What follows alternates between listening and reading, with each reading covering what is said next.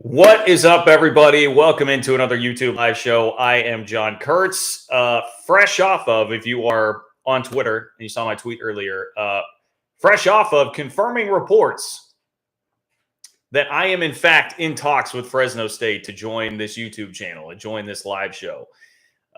They would be a full member, getting a full share of the money. And, of course, my source is YouTube consultants. YouTube consultants have sourced me that information about Fresno State in this YouTube channel.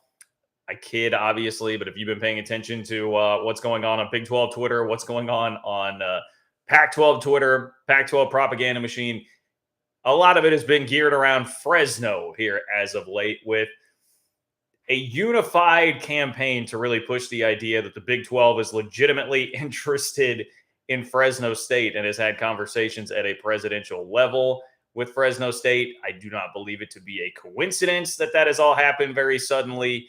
Yeah, that's what we're dealing with here lately as more bad publicity swirls around the Pac-12. The move from the league seems to be try to create a distraction, try to create something else, a straw man for somebody else to look at and for the focus to be on the Big 12. Wow. How could the Big 12 legitimately be interested in Fresno? Is that a move for, hey, we may eventually have to add Fresno to make us look better? I would take more the angle that I would anticipate is the Pac-12 just trying to bring the Big 12 down to its level. On the same week that we had a Dennis Dodd tweet that said, can confirm that Rice is not in the running to be a Pac-12 member. And that says it all about where the Pac-12 is at right now. We're talking about legitimate CBS Sports reporters throwing out there that Rice is no longer in the running for the Pac-12. Like that.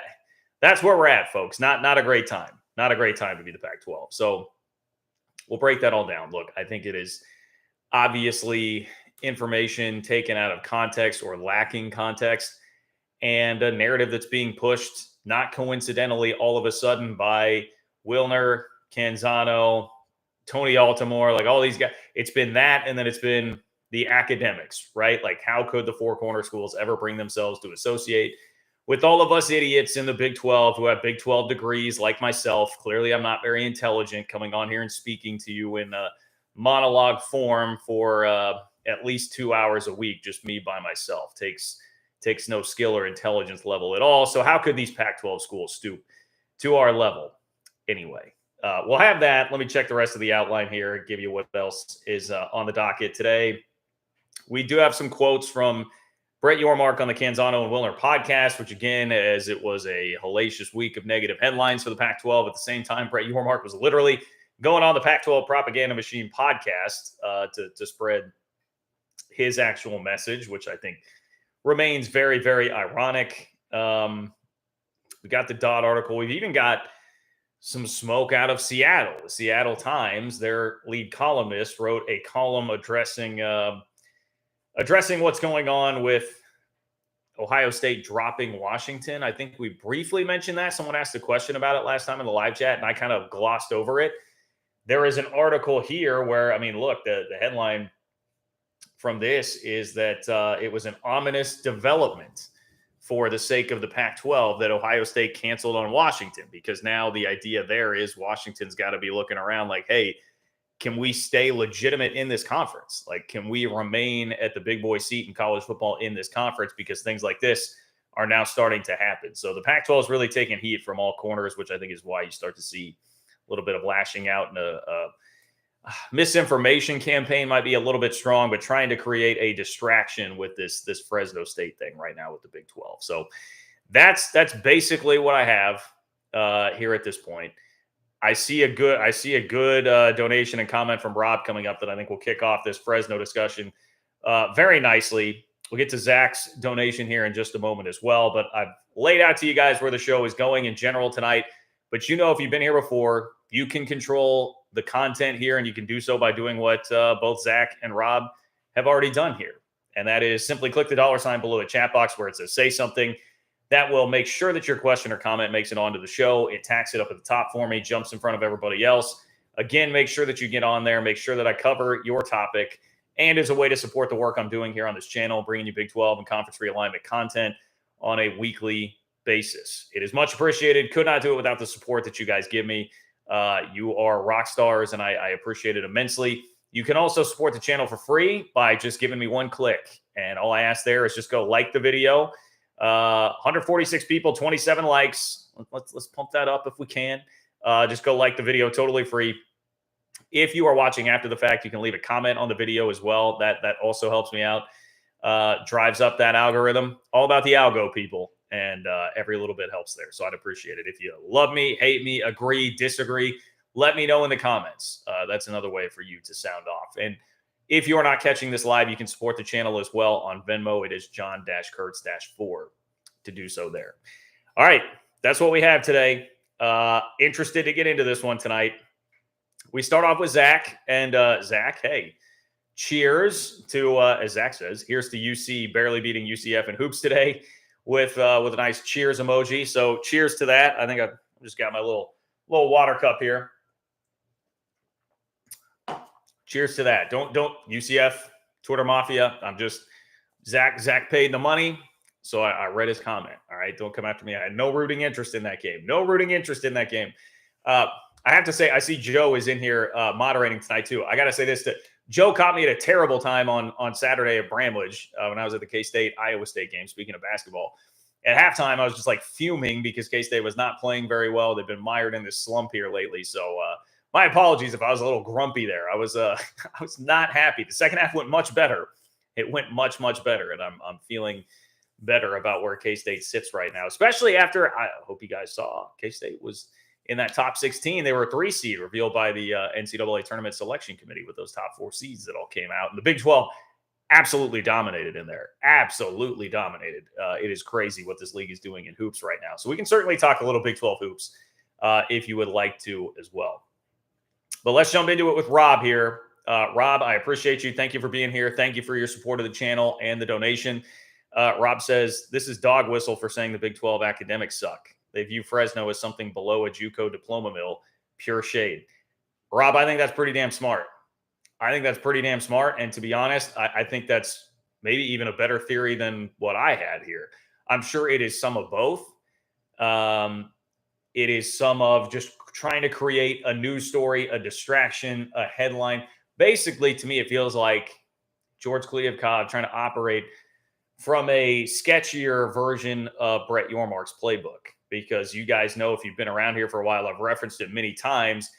Brett Yormark took to Pete Thamel. My speculation is he or somebody with the Big 12 has a great connect with Pete Thamel, and they've been able to leak stories to him to get out there. Like, for instance, the Gonzaga story. This would be like the retaliation to that, where he got the story leaked. Hey, Big 12, we've been talking to Gonzaga. Whereas the Pac-12 will tell you, well, we've been talking to them too, but we didn't make this big deal with headlines, and it generated, I would say, mostly positive publicity for the Big 12, got people talking there, and certainly was an interesting talking point, and made it seem like the Big 12 may be encroaching a bit on the Pac-12's territory because of where Gonzaga is physically located here.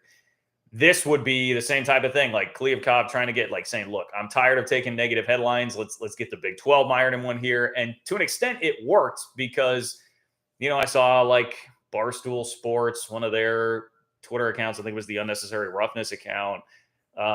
It made it through like the aggregation cycle. Like, once that got out there, and it was John Canzano was where everybody was citing first. So of course it goes through Canzano, and I can read you exactly what he said about it here. But that starts, and you have Wilner talking about it. You basically, you had multiple angles with the Fresno thing coming, and then it gets aggregated. And so everybody on the internet's talking about it. And it's like, okay. I see what you did there, Pac-12. And look, it's fine. I guess I can't hate on them too much in that fact that it did to an extent work, but I don't think that's drowning out anything else that's happening, including Dennis Dodd having to tweet, Rice probably not going to happen to the Pac-12 because that's the pool that the Pac-12 is really dipping in right now. But I think that's so true, Rob, because in conjunction with all this came another tweet that I'll read you from John Wilner, really centered on the academics. So at the same time, the two unified messages seem to be Pac-12 schools would never leave for the Big 12 because of the academic profile of the league. And at the same time, the Big 12 has been seriously talking to Fresno. I think that is a very wise observation there, Rob. So here's what we have from Canzano. First, one thing that generated a lot of discussion, including the Sports Business Journal hopping into my mentions to get after John Canzano, was he said, a consultant who works closely behind the scenes with schools and conferences all over the country told me this week that only about 50% of what we see reported is accurate, regardless of whether it's the SEC, Big Ten, Pac-12, ACC, or Big 12. That 50% figure holds up across the board. It's why you have to be careful with what you read and why I'm committed to giving you sourced, in-depth reporting and commentary that you can't get anywhere else here. I'm sure you guys all love that statement. But then continuing on with this, there was, first of all, the question posed about Boise State. It said Big 12 Commissioner Brett Yormark told John Wilner and me this week in our podcast that his conference was still looking to add members. Boise State sits in the Mountain Time Zone and hasn't been afraid to kick off games at night. Would the Big 12 consider Boise State? So there's another one, Rob. We didn't like Fresno's taking more of the headlines here, but there was just random speculation about Boise State, completely out of thin air. I mean, nowhere. It was not mentioned by Brett Yormark on the podcast, who declined to go to any specifics about teams here. It's just pulling it out of thin air. Hey, what about Boise for the Big 12? It's just crap. Like, it's not happening, and it's so clear what's going on here, man. It's just, hey, Boise and Fresno, two schools that the Pac-12 views well beneath them. Let's just speculate about them to the Big 12 and throw that out there and try to generate some headlines and muck this whole thing up and basically pull the Big 12 down with us after they've outmaneuvered us to jump ahead in the pecking order. Then comes to this. Keep an eye on Fresno State as an addition to the Big 12 conference. I'm told the Pac-12 has only had intermittent contact with the Bulldogs, no visit, nothing planned. I don't think the presidents and chancellors, especially the ones a few hours away in the Bay Area, view Fresno as a must-have. Well, no bleep. Neither does the Big 12. Newsflash. But the next line is Fresno State and the Big 12 are talking, though. Yormark and Fresno State President Saul Jimenez Sandoval have had multiple conversations, a source said. The Bulldogs would love to join a Power 5 conference. I'm sure they would. Let's examine this, okay? Because one thing that has been brought up here, I'm just double checking this because May 2nd, 2019. This is an official release from the Big 12. The Big 12 has added Fresno State as an affiliate member in the sport of equestrian to give the conference a 4-team field. So Fresno State already exists as a part of the Big 12. Theoretically, there could be conversations around that, right? That turn into, oh, hey, well, the Big 12 has talked to Fresno. Well, Fresno is already a part of the league in one of the sports here. So conceivably, yes, there could be a reason to talk to them because of that. It could just be a little bit of cursory conversation here because they are already in the league. There's already a connection. We don't know when exactly these conversations have occurred. Is this something that's just getting pulled out now because of necessity from the Pac-12?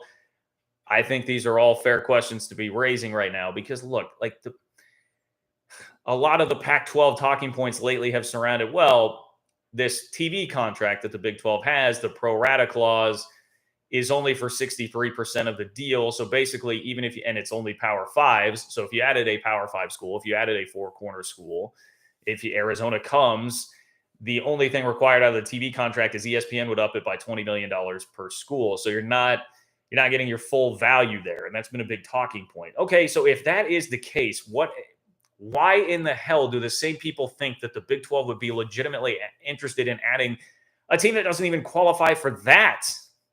They don't even qualify for that because they're not a Power 5 school. So you wouldn't even get the 63% on the pro rata clause there. It's nonsense.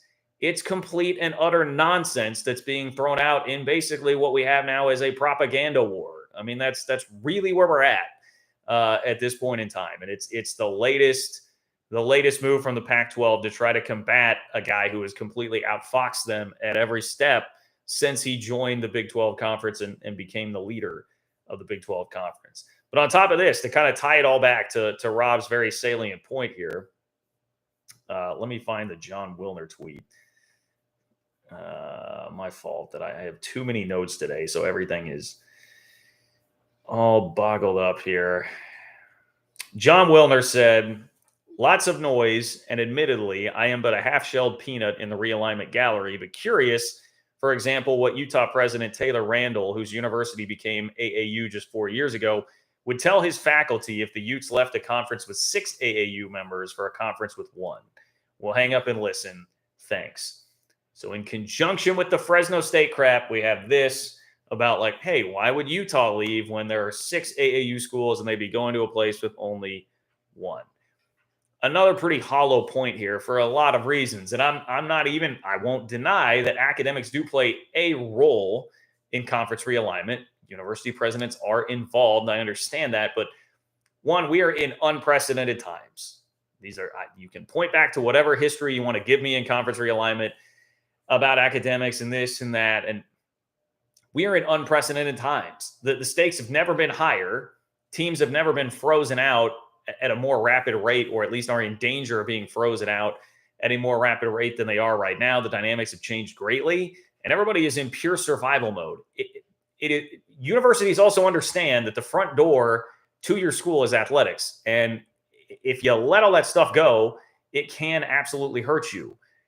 I'm no expert in how you're getting grants and funding and all that stuff, but I'm pretty confident that nobody is going to come beating down Utah's door and be like, hey, man, we're going to stop giving you funding because you guys decided to go play Big 12 football. Like that to me seems a ridiculous notion.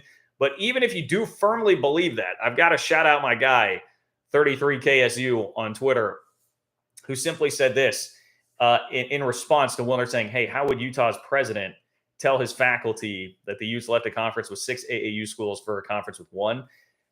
He said he'll probably tell them that once Utah, Colorado, and Arizona are in the Big 12, there'll be a conference with 4 AAU schools and leaving a conference that only has 3. And that is such like a mic drop moment, right? Because nobody here thinks that Utah would be leaving on their own. They would be coming in that group. They've been defiant. They want to stay in this league that they're destroying everybody else in football right now. They would be the last on that ship. If they're coming, it's because there are other schools going too. And if that is the case, Colorado and Arizona would undoubtedly be in that group. And then, bam, you've got a conference with more academic prestige, more AAU schools anyway, than what the Pac-12 has. Another relatively nonsensical talking point here that is just the Pac-12 is flailing right now. I mean, that's really what a lot of this is.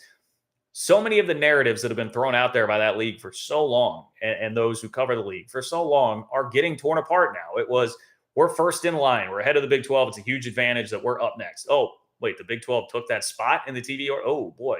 Wait, now ESPN is going to cut back and be more selective? Oh, boy. That's not great. CBS and Turner have no interest. Oh, boy. It's just one by one. These things have been knocked down time after time. Even Stuart Mandel has backtracked on his earlier reporting about the TV values of both conferences because of what the reality of the situation is now. And so the goalposts move, things change. It's like we got to find the next thing to throw out here. Whoever our consultants are that may or may not be out there on Twitter trying to muck things up to, specifically talking a lot about academics, we got to find the next angle for them to just try and go distract and create noise because we're being outfoxed by the Silver Fox B-ism. I mean, that's what's going on here right now. So I know that was a very long answer to Rob's question and point there, but I think that is so spot on. It is trying to undermine the Big 12 with news stories out there, trying to get people to turn their head and like, why would the Big 12 want to Fresno? Really? Fresno? And then fueling this academics narrative because you don't have anything else to stand on as far as the reporting that's coming from everywhere else. And my response to all this was, hey, 50%, if only 50% of this is true, well, we've got the Athletic, CBS Sports, the Sports Business Journal, all like very fervently reporting what we've all been saying here on this channel for a very long time, which is that it looks very doubtful the Pac-12 is going to get a good TV deal, anything near what they wanted out of this. And that's really been the whole point. I'm not really pushing 4 corner schools leaving immediately. It's just I'm pushing. It looks like the Pac-12 is kind of screwed in terms of getting what they wanted in a TV deal, which opens up the possibility of some of that. That is, take 50% out of it all. We've had 4 other media outlets reporting this. Okay, so we've got 2 other major media outlets reporting this. If only 50% is true, it would seem to me that there's enough smoke that there's some fire here, boys. And you can continue playing your violins while the ship goes down. That's fine. You're just trying to play them louder and throw some off the edge, I guess, right now to distract everybody. But that is pretty clearly what this is. So, Rob, very, very astute observation. Very astute observation to wind all of that down. Christopher, What's up, Christopher? Thank you for the support. Thank you for being here. Christopher says SMU mascot is the only mascot to kill another mascot, so the Pac-12 has that going for them if they do get them. What? SMU mascot killed another mascot? That's what pulls up on Google here. Perhaps a football game where he killed the mascot of the Fordham Rams. Wow. Okay. I'm seeing this on a Reddit thread. I had no idea about that. Okay. Well, there's that. SMU and San Diego State, come on down, I suppose. Jason Shear, who is the Arizona 24/7 Sports site owner, and we've referenced him a lot here. He's been pretty vocal about, some frustrations with the Pac-12 and definitely is at odds with Wilner and Canzano. He did tweet, now, take this for what you will, but he tweeted that at the San Diego State president at a swimming and diving event recently was telling people that it is going, here we go. He says at a swim and dive championship banquet in Houston yesterday, the San Diego State athletic director, not president. The San Diego State athletic director told people SDSU will be joining the Pac-12 and it will be announced soon.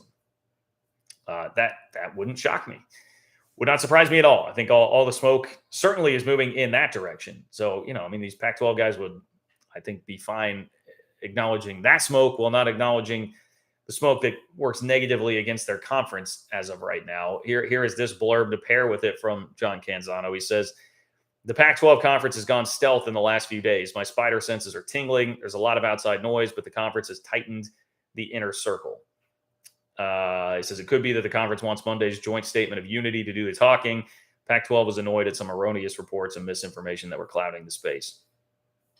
Okay.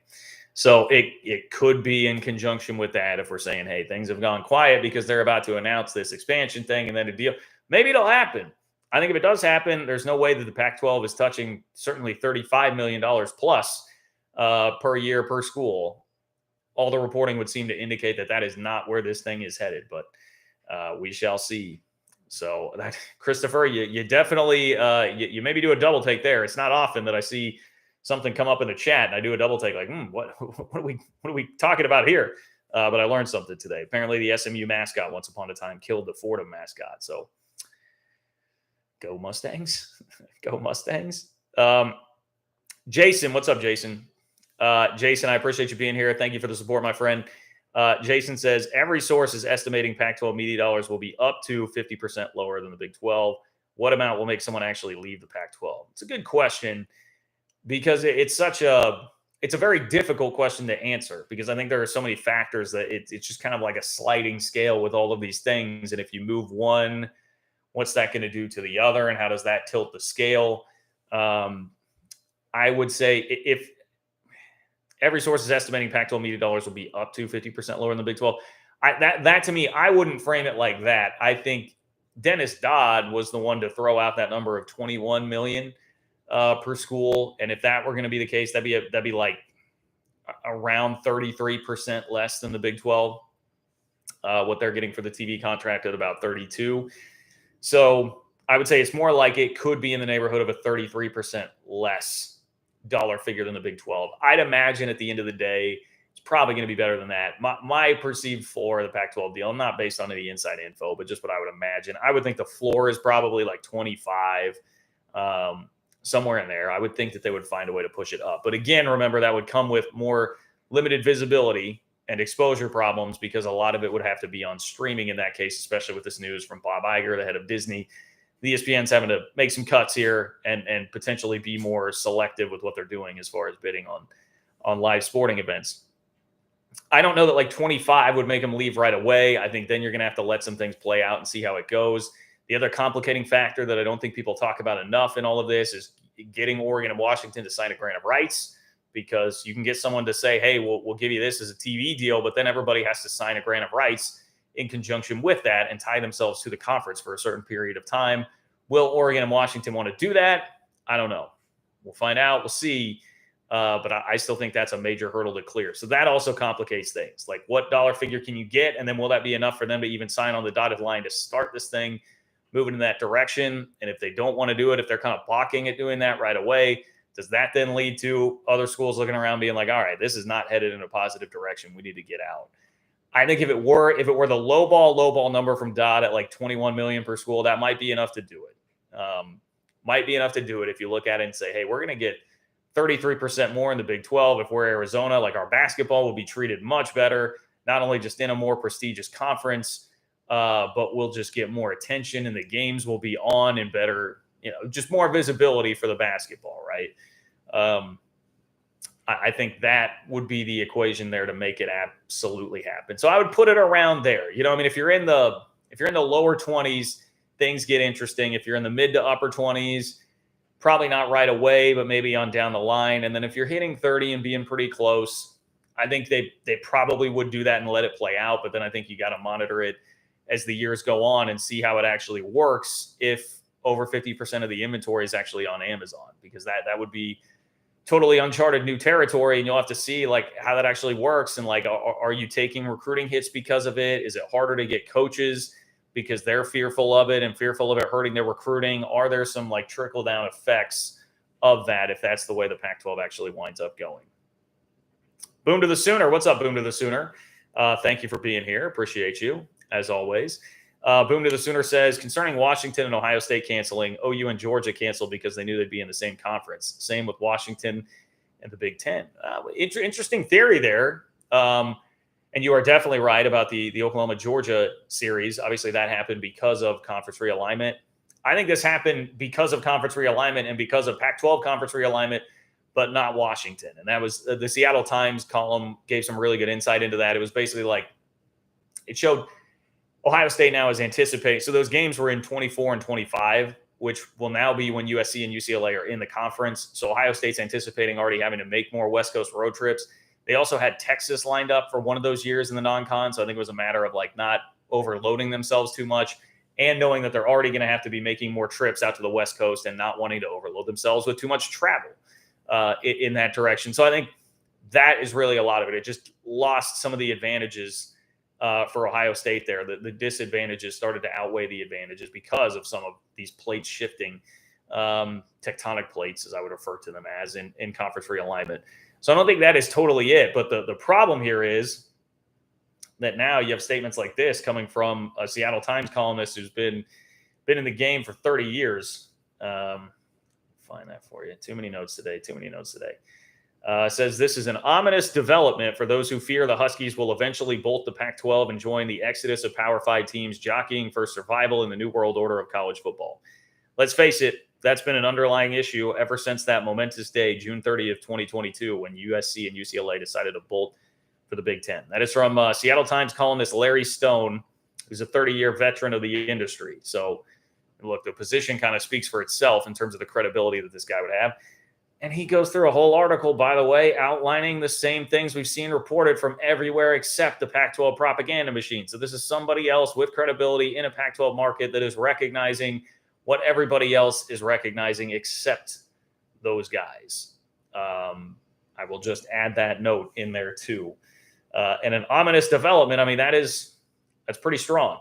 He says word is that Washington athletic department officials are furious, and they have a right to be.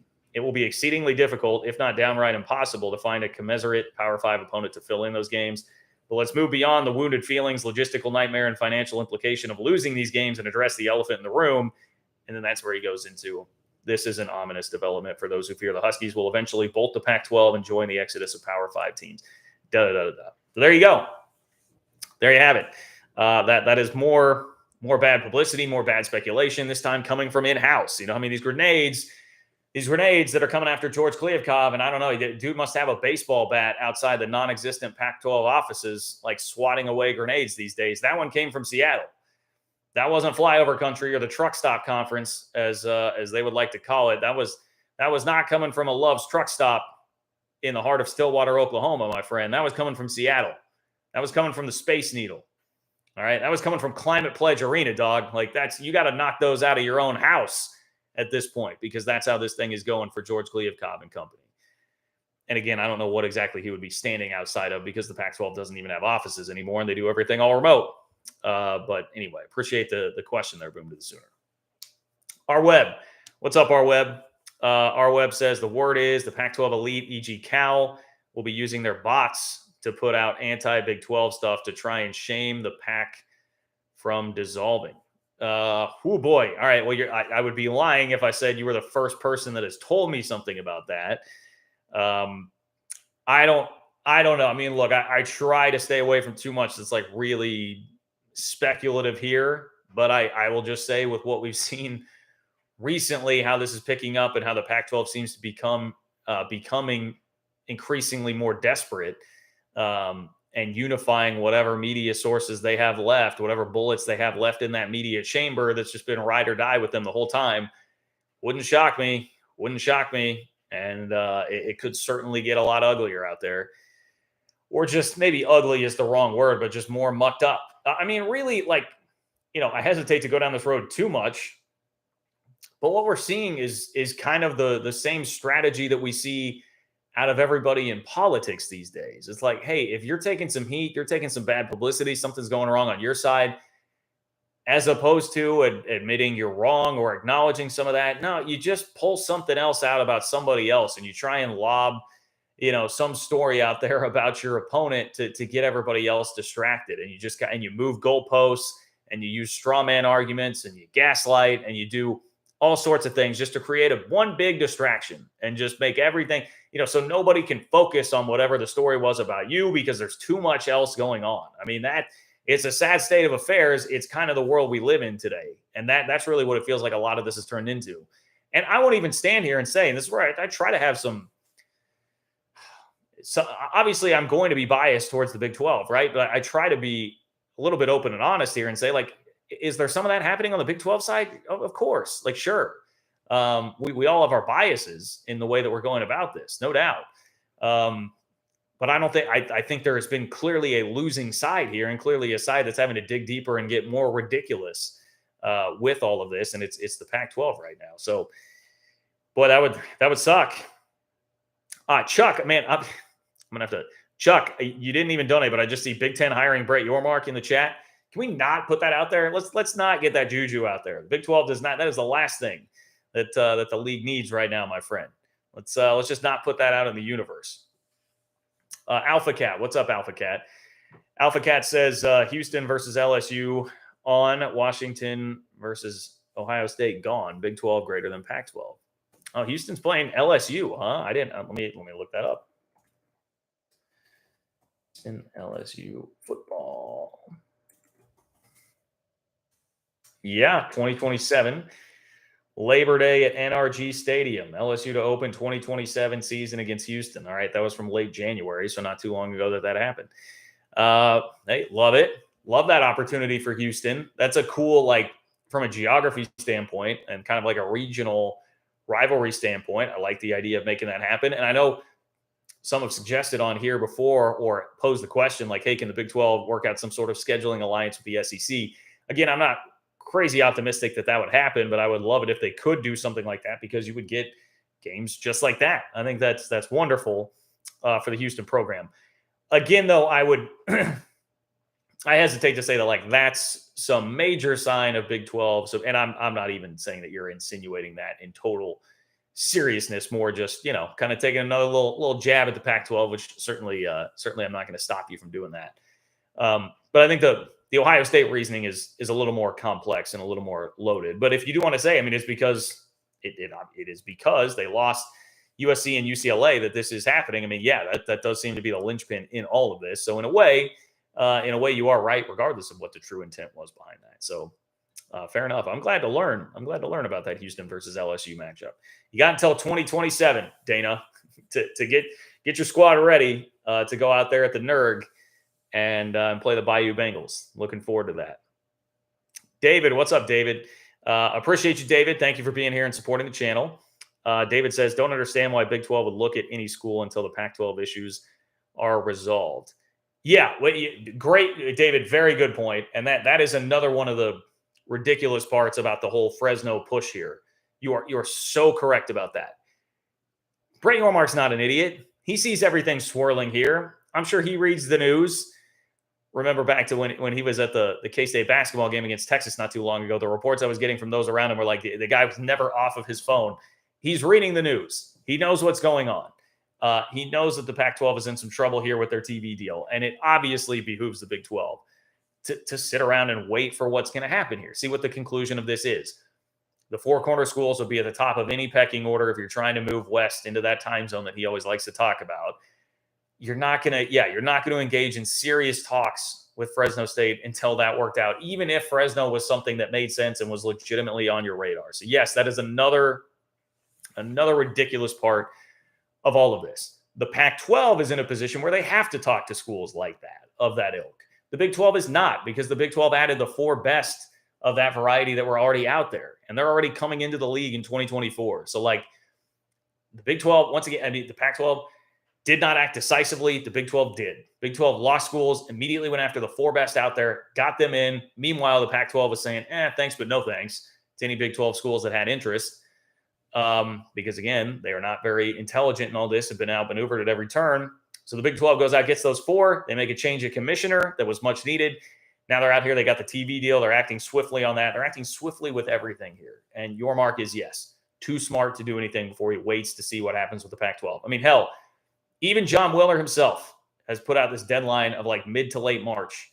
Like if anything or if nothing happens on the TV deal front by then, it's going to be real trouble for the Pac-12. That's only like a month away. So you think at that point, you're going to have serious conversations with Fresno State leading up to that, when you know that the propaganda machine itself has put this date of like mid to late March, a month away, on when trouble would really start for the league? No, of course not. You're going to wait and see how it all plays out. So yes, you are correct, David. You are 100% correct with that.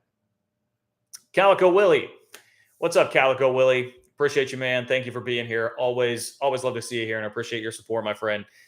He says this is a total attempt to make the Big 12 look like flyover country again. Pac-12 will now really be the left coast after losing more schools. I see what you did there, huh? Like the left behind coast. It's pretty good, Calico. It's pretty good. Might have to put a pin in that one. We're gonna need to bust that back out at some point, man. That's good. That's good. But yeah, yes, it's a flyover country stuff, truck stop conference, all that. You'll see. If I had $1 for every Utah fan, like every profile picture on Twitter that has the Utah logo and a rose in it, if I had $1 for every single one of those that I've seen say truck stop conference in the last 6 months, I would retire from doing the YouTube thing, because I would no longer need any more money.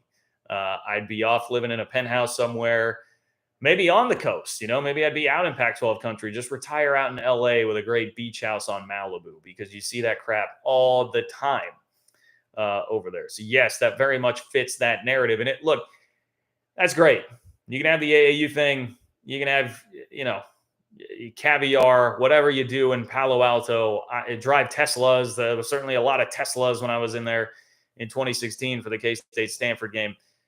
Eating caviar with your self-driving Tesla, you can say whatever it is that you want about the Big 12, but it's not changing your TV situation. That ain't going to make Fox or ESPN decide to jump back in this game and cough up a bunch of money for you.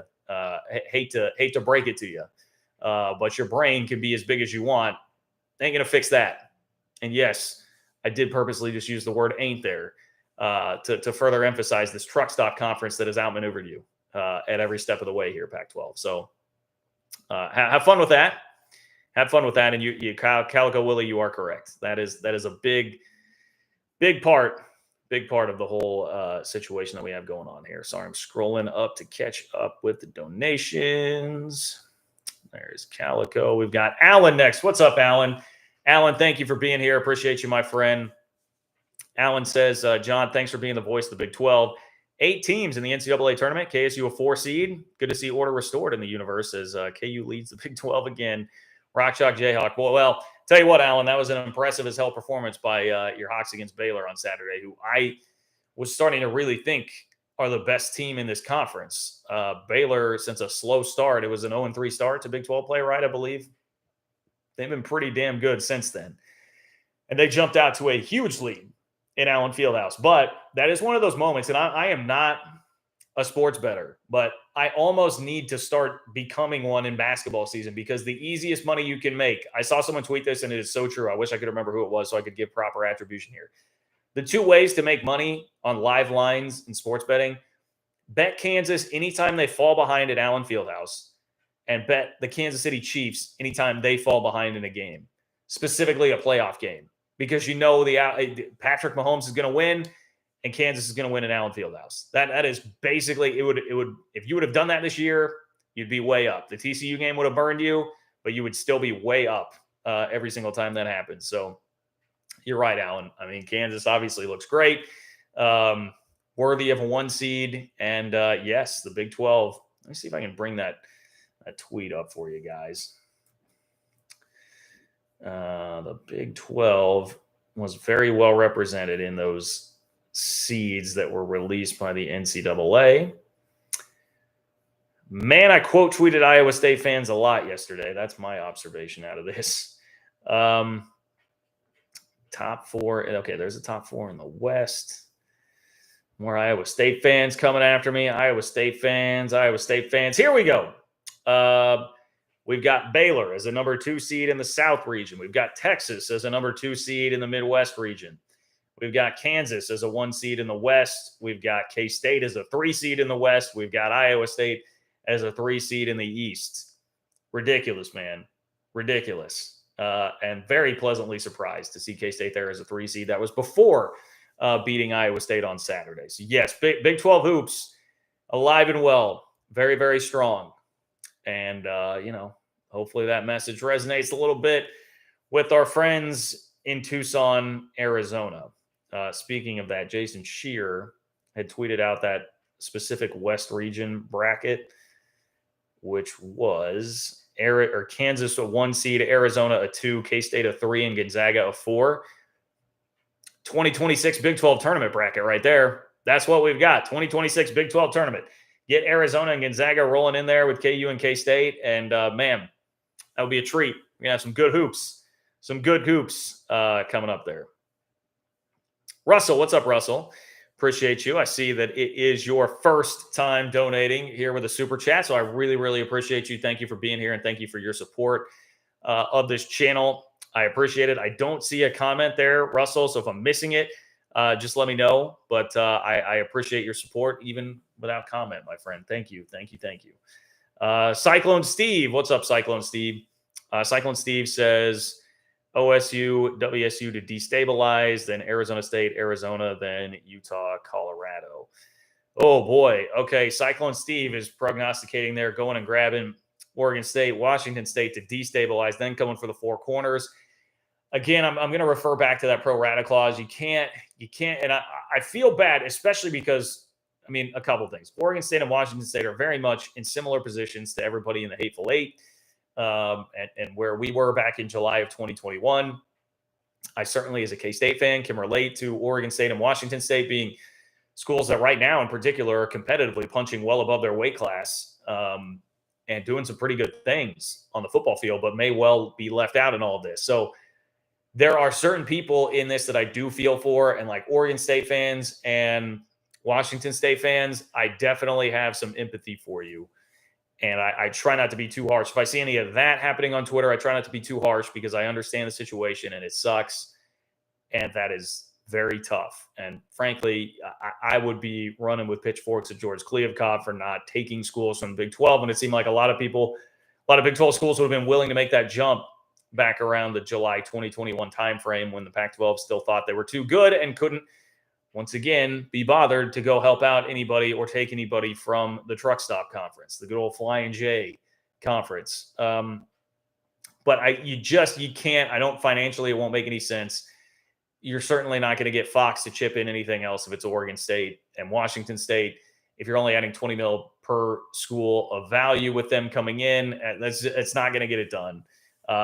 It'll already be and look, I'll admit this is another one of those hangups too. If the 4 corner schools come, how do you really truly make the money work if the pro rata clause is only for 63% for adding a Power 5 school?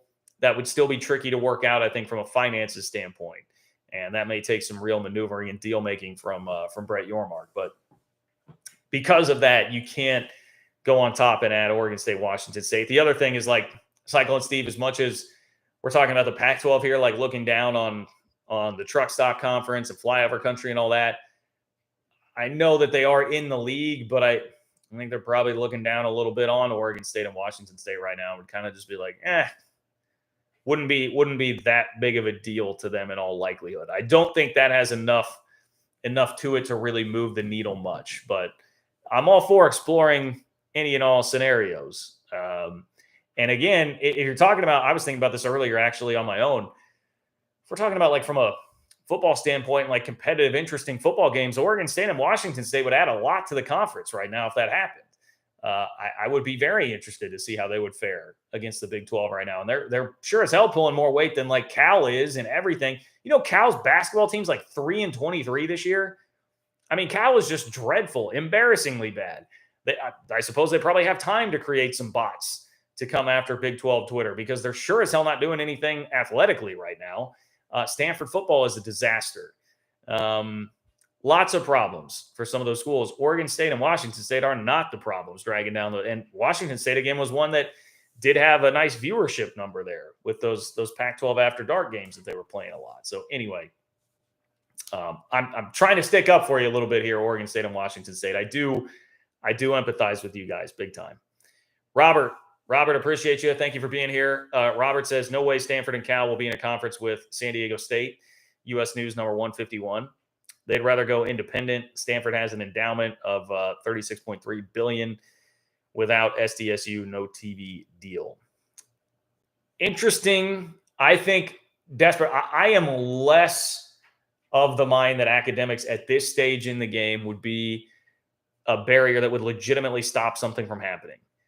And when I say that in the context of thinking about schools hopping to the Big 12, I would also say in the context of here stopping a deal because of San Diego State being added to the conference. I also think that it helps that San Diego State, even if they aren't as academically prestigious as some of the other institutions there that are already in that league, I think it helps that they're in SoCal, right? Back to flyover country, truck stop view. Southern California is a totally different deal. San Diego is gorgeous.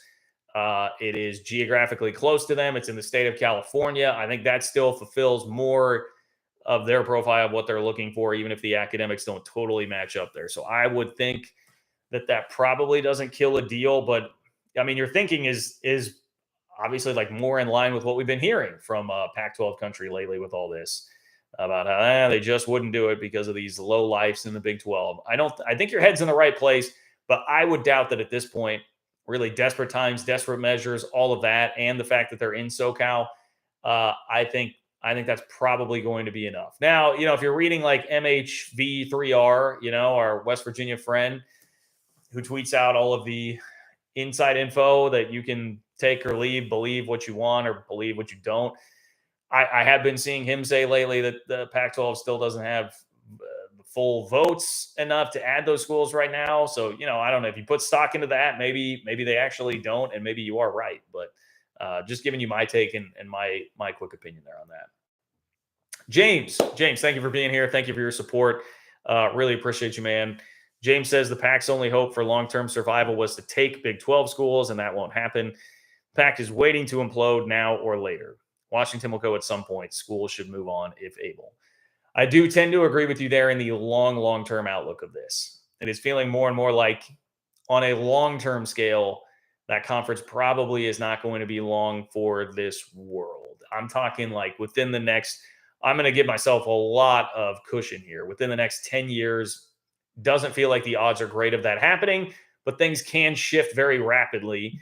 And that is a part of the point that has been made by a lot of people, including Wilner himself here, as to why it's such a bad deal that the Pac-12 is not getting this TV thing cut and done as of right now, because they're just waiting for the landscape to shift and change again, because it does. It inevitably will.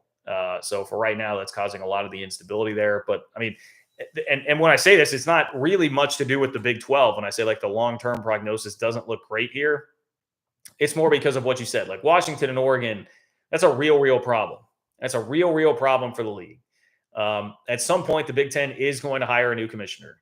And they may not be Kevin Warren on the expansion thing, but I think we're going to get into like more of a turf war situation with the Big Ten and the SEC as this all moves forward. And at some point, they're going to want to go do that. And Oregon and Washington are certainly going to continue beating down that door. They're going to continue trying whatever it is that they want to do. Dennis Dodd actually speculated that the end result at some point would be that Washington and Oregon would take a reduced revenue share in the Big Ten at one point. So just trying to find that direct quote for you here. I don't know that I got too many notes here. I don't know that I'm going to actually find that.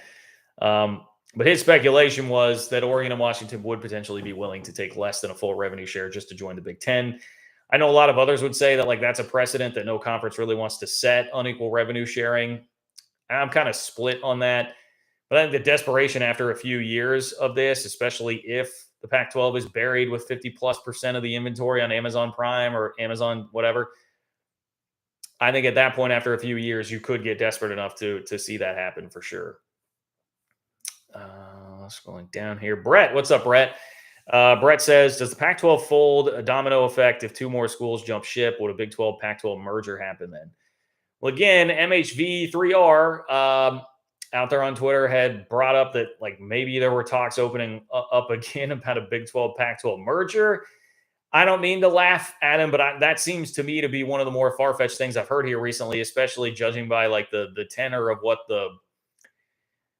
what everything seems to be like between the two, right? Like the relationship between the two conferences and the relationship between the two commissioners. Yormark did go on the Wilner and Canzano podcast and said, George and I have a nice relationship. The media has turned it into something different. But from my standpoint, I have a good relationship with all my colleagues. But there are going to be moments where we compete. That's just life. We're not going after the Pac-12. The Pac-12 is not after us. So said the right things on the podcast there. But we know how George Kliavkoff feels about this. He's taken shots at Yormark in the Big 12 in public settings before, and things have only become worse as far as what the news cycles and public perception have been since then. So I would just highly doubt that Big 12 Pac-12 merger actually does come to fruition then. Frankly, because like now, the Pac-12 did so much whining about that ESPN story, and then we found out through Kliavkoff's emails, thanks to Freedom of Information Act request, that it really was the Big 12 that shut things down, and the Pac-12 did have interest in it at one point in time. Maybe they're desperate enough that they come crawling back, but I don't know that the Big 12 has any motivation to oblige at that point. Maybe if it does add a significant dollar figure, but I just can't see how it really would. So I don't know. We'll see. Our web. Oh boy, I hate it when the chat jumps. You guys are hopping in the chat here tonight. There's so much going on that it did that for me. Our web says, "Put a pin in it, John. Nice pun. Grenades fly." Didn't even know that I did that. That's how that is. Our web. That is that truck stop flyover country communications degree that I have doing work right there. Didn't even know that I was making an excellent creative pun there about putting a pin in it in reference to the grenades that George Kliavkoff has talked about. So I don't know, man. I guess this Flying J University degree did a little bit more for me than I really thought that it did. So that's a good thing. That's a good thing. What do you guys think is funnier? What has the better effect? Is it Flying J University or Flying J Conference, or would it be like Loves? I was trying to think of like the most frequented truck stops that I see like on the way. All the trips that I made over the 10 years of covering the league down to Stillwater and Norman and Austin and maybe Buc-ee's. How about that? Like Buc-ee's, the Buc-ee's 12. Could we call the conference the Buc-ee's 12? I could get down with that too. Maybe that's the way to go. The Buc-ee's 12 conference. Toaster Oven. What's up, Toaster Oven? Toaster Oven says, what else could happen if the Pac goes under? Well, I would actually say that you should read Dennis Dodd's latest article because he kind of goes into all of that. I think it's hard to say because how does the Pac-12 go under? I think the obvious would be that Oregon and Washington go to the Big Ten. Then you're looking at the four corner schools trying to find a landing spot. The most obvious one would be the Big 12. Then you're going to be left with Cal Stanford is a really interesting problem. I don't know what exactly they do. I don't know if they decide to stop trying to really play this game, both literally and figuratively, if they go independent. And then I think Oregon State and Washington State would probably have to join the Mountain West. I think that's really what a lot of this would boil down to. I don't think that it would change a lot necessarily with the ACC unless this is all happening closer to that mid-2030 deadline that they have with their TV deal. So to me, that is kind of what the landscape would look like. R Web says, and I appreciate you, R Web. He says, check your DM, reference Fox and expansion. All right, you know what? Let's go read my DMs. I'll read my DMs here. Okay, so this is about Fox and the pro rata clause. So this tweet is from Jeremiah Hale. We'll give Jeremiah Hale some credit here, but he's screenshotting an article that looks like maybe Dennis Dodd, CBS Sports. It says Big 12 has a pro rata clause on expansion to pay out the same $20 million per school per year. Fox doesn't, but will renegotiate and go to another bidder if they opt out. Add 4 Pac-12 teams, and hard to imagine 36 more conference games don't net. Okay. So this tells you.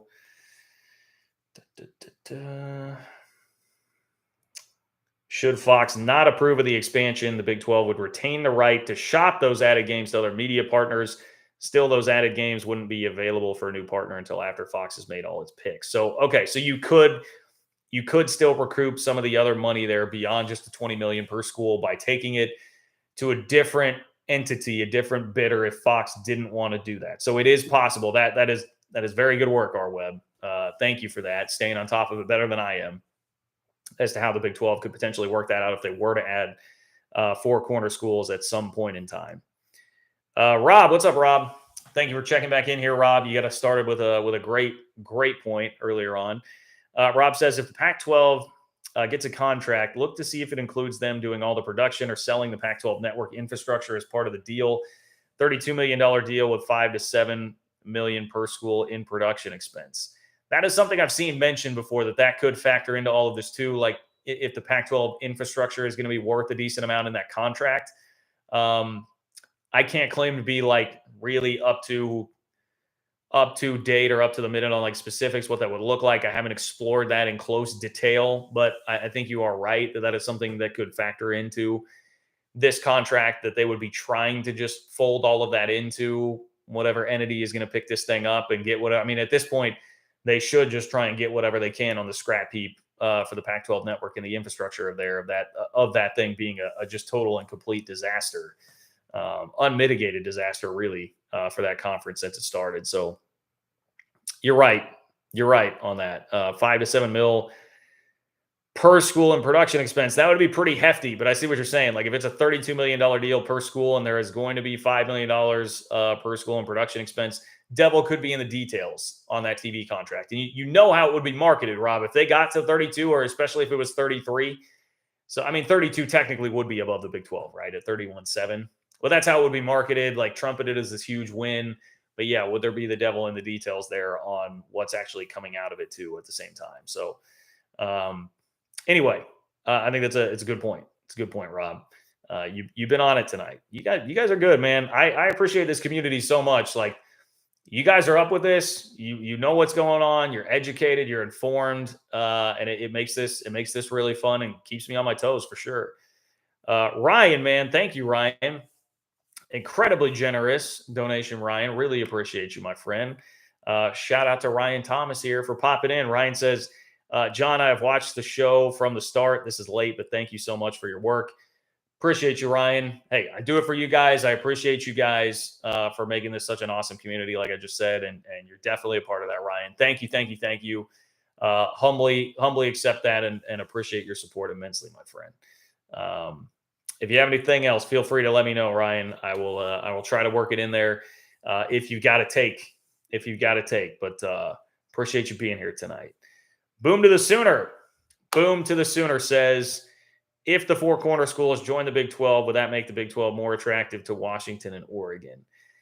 That is a good question too, because Cyclone Steve, I think it was earlier, that said like, hey, do you add Oregon State and Washington State to destabilize and then come in for the rest? That I don't think works. But if you get the 4 corner schools, does that make Oregon and Washington go, well, this thing's going to hell in a handbasket anyway? What are we going to do? Because now you're looking at, I mean, if all 4 came, I mean, you're looking at, that's a lot of inventory to replace. And oh, by the way, this Fresno State narrative that's out there, I mean, all of a sudden you'd probably be beating down Fresno State's door, Boise State's door, because you just need the inventory and you'd need teams to go out there. I don't know what exactly they would do in that scenario. I don't know if that would make the Big Ten more willing to let them in, if they feel like that would just be throwing out an unnecessary life raft when they don't really need to be doing that. It's kind of a fascinating question, Boom to the Sooner. I truly, I don't know. I don't know how exactly they would react to all of that. I mean, I pretty firmly believe that they would not want to. They certainly would not want to, but their hand might be forced at that point to take kind of the in-between step to the Big 12, and then the Big 12 would kind of, have to go into it knowing, well, I mean, look, they're probably going to leave for the Big 10 at some point here. But we'll take them while we can. I don't know. Good question. Good question, Boom to the Sooner. Good question. Dave. What's up, Dave? Or David. My fault. David, thank you for being here. Thank you for your support of the channel. David says, fun fact, drive between Penn State and USC, 2,571 miles. Drive between TCU and Washington, 2,084 miles.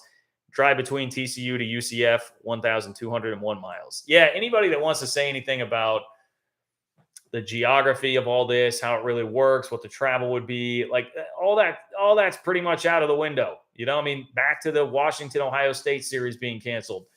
Ohio State ostensibly is doing that, at least for some reason, or in part because of the travel issues and like having to go to the West Coast too much. We're already seeing some repercussions of that, but it didn't stop anybody from adding USC and UCLA to the conference, right? Like there's just a reality that everybody is going to have to deal with. These conferences are going to be screwy. And I can tell you, Brett Yormark certainly does not care about it, because he had a quote, and pull one other quote here from Yormark in the on the podcast. He said, would I like to be a national conference in all the different time zones and from a geography standpoint have our Big 12 flag all over the country?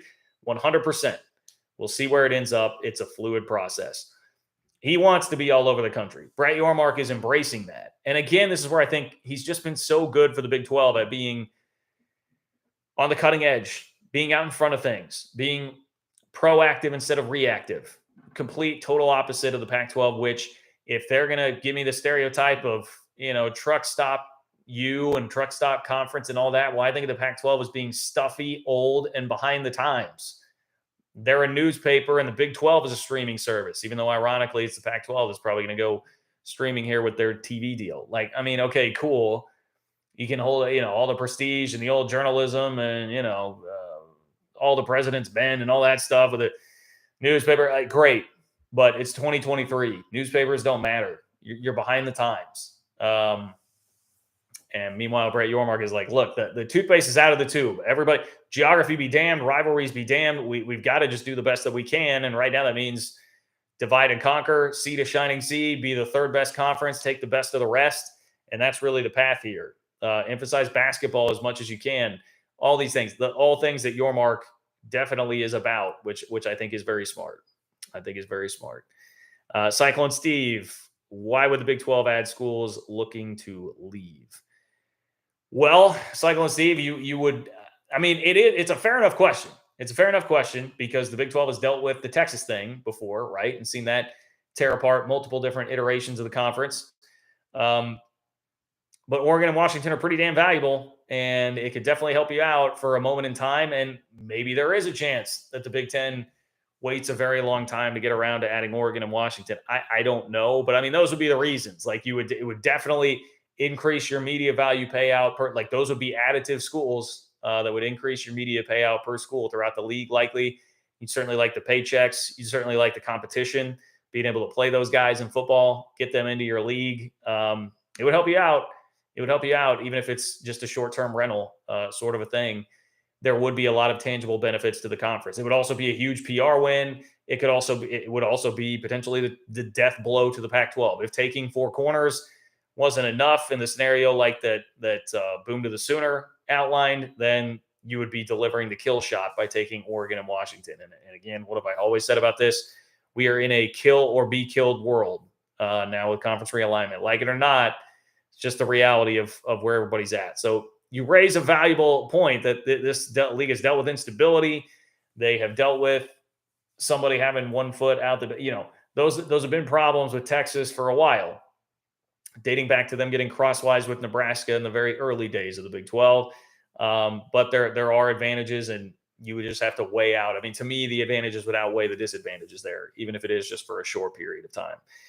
Daniel, we'll wrap it up with this one unless anybody has something real quick that you want to get in. Click the $ below the chat box where it says say something. If you do, But Daniel says, I still don't understand why anyone thinks the after dark window is that valuable. Most of the East Coast is asleep. Well, I'll say it like this: it is valuable. It is valuable, and we've seen that reflected in the TV numbers, where like consistently the Pac-12 in that slot on ESPN was generating over 1 million viewers, which is a lot better than say the 2:30 FS1 game for the Big 12, where we're talking potentially double the viewership there in that after dark slot, because it's basically all that's on. You know, I mean, for me, college football fan in the Midwest, you know, when I wake up at the truck stop and I go to turn on my little TV and adjust the antennas for how it is that I'm going to watch games late in the day, and everything else there's no more games. Like, that's going to be the best game on, unless I'd rather watch Hawaii or something, which I wouldn't. I'd rather watch UCLA and Arizona. So it's the game that's on. It's the finish to the college football day. There's no other competition, and it performs well. It does perform well. You can't take that away from the Pac-12. I think the erroneous thought in a lot of that has been like, oh, well, that's only the Pac-12's advantage. Whereas if the Big 12 were to add those schools, or a chunk of those schools, now it's the Big 12's advantage that you'd have that inventory and that time slot available. Basically, it's the numbers. The numbers tell you that it performs pretty well. It does. Even if the East Coast is asleep, and even if the Pac-12 has blamed losing Christian McCaffrey's Heisman Trophy on that before, or whatever it is that they want to blame on the lack of exposure because of the Pac-12 After Dark slot, it does do numbers, and numbers talk. Numbers do the talking here in all of this. Shah, that's how I'm going to pronounce this. Shah, very strong name, and Shah, strong donation too. Appreciate you. Thank you. Thank you for being here for a super chat. Shah says, John, as an Oregon alum, now I'm excited for this. As an Oregon alum and fan of the Pac-12 football, I appreciate your perspective and enjoy watching your stream. Regardless of markets, TV, money, do Big 12 fans actually want to watch UCF, Oregon, West Virginia, Washington, etc.? Okay, good. Well, first of all, I really appreciate you being here, and I appreciate you being somebody from the Pac-12 that hangs out and can understand the messages that we are getting across here.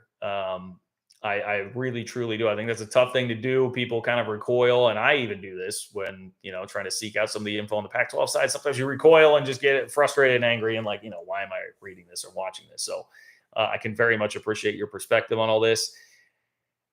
I mean, I will say, like, look, would I rather watch UCF, Oregon, or would I rather watch Nebraska, Colorado? Thinking back to my Big 12 roots, what I grew up with, I mean, I would kill to go back to Nebraska, Colorado on Black Friday, being in the conference. I would kill to go back to Texas A&M, Texas, playing every single year. I would kill to have K-State playing Missouri every single year. That was really fun. K-State played Mizzou in the non-con this year. They're going to do it again next year. I truly miss the regional rivalries. I would love for the Pac-12 to just be back together in harmony. I would so much rather see all of that. Oregon, West Virginia feels weird. Oregon, UCF feels weird. West Virginia, Washington feels weird. Absolutely, it does. It does. But I just have kind of accepted the reality that in order for my conference and therefore my school, being a K-State grad and K-State fan and someone that covered the team and all those things, for the health of the conference and my school, I just accept that as a reality of the situation. It's a necessary evil. It's nothing against the schools involved, obviously. I have respect for all those schools. But yeah, they're weird matchups. There aren't geographical ties. There are not anything that makes those like fun rivalries like all the regional rivalries used to be. And it sucks that we've lost that. But we're just so far down that road. I'm just fighting for survival at this point. So I think most of us, and I don't want to speak for everybody, but I think most of us would kind of be in that boat where it's just like we have to deal with it. It's better. I will also say it like this, Shaw. It is better than watching K-State, Boise State in the Mountain West, and nothing against Boise. It's better than watching K-State, UNLV. I'm sure West Virginia fans would think West Virginia, Washington is better than watching West Virginia, Nevada. So that's kind of the point, I think, here. So anyway, I really appreciate you being here, and I hope Shaw that you stick around, and certainly don't be a stranger. Really appreciate you popping in here on the chat tonight. Oh boy, we got a Chinese spy balloon in the chat. Literally the name here, Chinese spy balloon says, have no problems leaving Colorado and Utah in the cold. Get Oregon, Washington, and the Arizona schools. I wouldn't have a huge issue with that either. I wouldn't have a huge issue with that either. If that is possible. And Utah, I don't know, man, as much kicking and screaming as Utah, both their fans and their athletic director and everybody seems to really be doing here. Maybe that's where this is going. That they would be the holdout there and be kind of left. But the other part about Utah that's interesting is they are in an awkward situation with the Big 12 because the Big 12's already got the state of Utah covered pretty well with BYU. And while Utah has a very good football program, they're not like a national viewership draw. So is it worth it? I don't know. I think it becomes a question. I think it does become a question. So I wouldn't have a huge issue with that. Really, truly would not. I didn't even mention, so add to the list of, speaking of Utah's athletic director who quote tweeted me. I've had George Kliavkov quote tweet me in the last 2 years within conference realignment when I was talking about mispronouncing his name. We've got another one in here, and this time it is Andrew Marchand from the Sports Business Journal who was going at John Canzano through my mentions here, and I'm trying to pull that back and forth up for you. So I quote tweeted a screenshot of what Canzano had said about consultant telling him that 50% of what you see reported out there isn't true. And I said, hey, even if 50% of the reporting from the Athletic, CBS Sports, the Sports Business Journal, and the Action Network is true, it paints a pretty bleak picture of the Pac-12's TV deal. But a good deflection piece citing consultants and claiming the Big 12 is seriously considering Fresno is on brand. So Andrew Marchand obviously has been a part of this reporting with the Sports Business Journal that very much echoes what you hear on this channel and not what you hear from the Pac-12 propaganda machine. He responded to all of it and said, I'm not really into these media fights sometimes, parentheses, but I prefer to know which 50% is accurate than just some blanket statement. And I wanted to just fist pound him dap him up through the screen, right? Like, hell yeah, Marchand. Like, one, you deserve to take that shot because you're a huge piece of the reporting that's in question here. You are very reputable and well-respected. And I would take some offense to that too. And it's a great point about just throwing that statement out there. 50%. Where is 50% just an arbitrary number pulled from something? There's no real specific data to back that up. That's just a willy-nilly quote, again, just to throw it out there and try to confuse and undermine and all these different things that are happening there. So, and then Marchand continued after someone else responded. He said, yeah, my thing is, if you are going to say 50% is wrong, then tell the reader which 50%. I'm interested in knowing that. Pac-12 will get a deal, just not sure they're going to get anything close to what they were seeking. And so in response to that, I tagged Canzano and said, hey, man, you want to help him out here? Which 50% is wrong? Guess what the response was we got? That was it. You just heard it. That was the response we got. It was crickets. It was nothing. Absolutely nothing. No response there from Mr. Canzano to Andrew Marchand. But hey, sure the Substack's doing well. Sure the Substack is doing well. McMuffin says, as much as I hate to say it, I'm going to miss playing Texas. A lot of memories. I hope they have fun getting beat down in the SEC. McMuffin, Baylor fan, I believe there. McMuffin, I am with you. I'll more so miss playing Oklahoma, especially lately, the way that series has been going for my squad. But yeah, no doubt. And that's a part of my point about, like, if I had my druthers, man, we'd be back I grew up on the Big 12. Would love the Big 12 to just be back, but I understand that those days, unfortunately, are long, long gone. So we will not get that, and instead we'll just have to watch them in the SEC from afar. All right, it's been a long stream tonight, guys. Hour 15. I'm about tapped out. I'm going to have to bounce, but thank you for being here.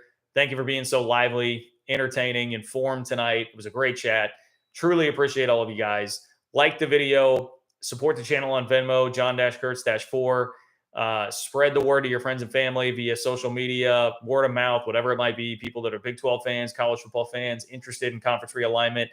Let them know about the channel. Continue to spread this incredible community that we have. You can follow me on Twitter at JLKurtz. You can DM me there. I try to be fairly responsive in the DMs. And I think that's about it. I think that's all I got for you guys. Like the video, comment on the video. Tell me I'm an idiot. Tell me I'm great, whatever it is. I think that's all I got, guys. Enjoy the rest of your Sunday night, and I will talk to you soon.